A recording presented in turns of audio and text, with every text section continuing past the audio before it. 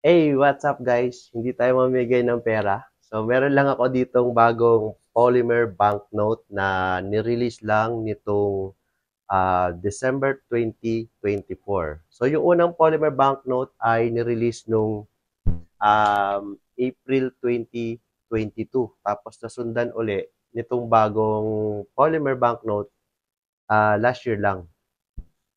So, meron ako ditong 1,000.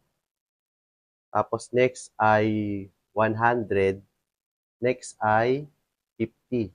Yung kulang-kulang ay yung 500. Pero the rest naman, kung titignan mo, ay same features lang din naman. Lahat sila merong sampagita clear window, yan. Tapos, yung vertical clear window, ito, yan. Halos lahat naman sila pare-parehas meron nun. So, tara, i-check natin yung mga additional security features na dinagdag ng BSP sa ating bagong polymer banknote. So itong pera natin ay ano rin to, kodi-koko eh. Water resistant na rin siya, oil resistant at dirt resistant. Tapos yung itong pera natin ay kumbaga ginaya na rin sa inilabas na polymer banknote ng Canada, Australia, New Zealand, Malaysia, Mexico, Fiji, at Vietnam. So, mahirap talaga siyang pekein kasi meron tong 11 security features na hindi basta-basta magagaya. Tara, i-check natin.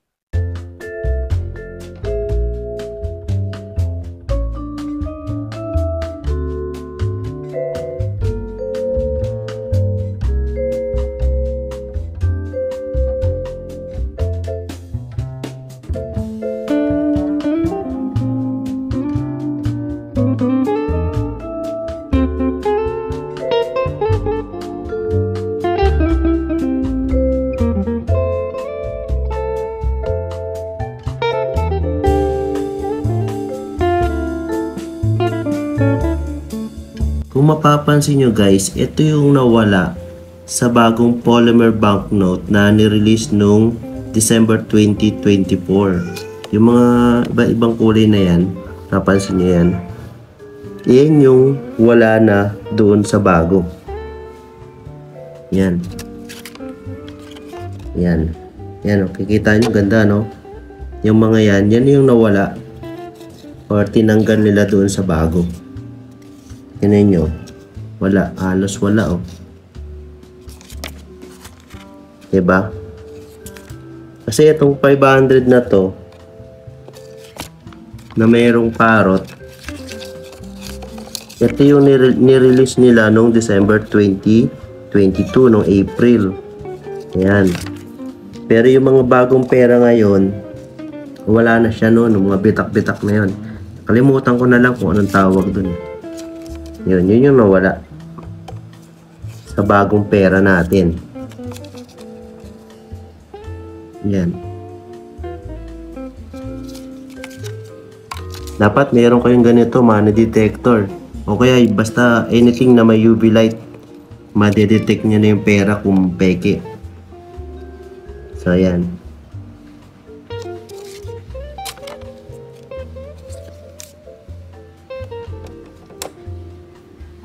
Alam nyo guys, isa sa nagustuhan ko dito sa security features na idinagdag ng BSP ay yung tactile dot.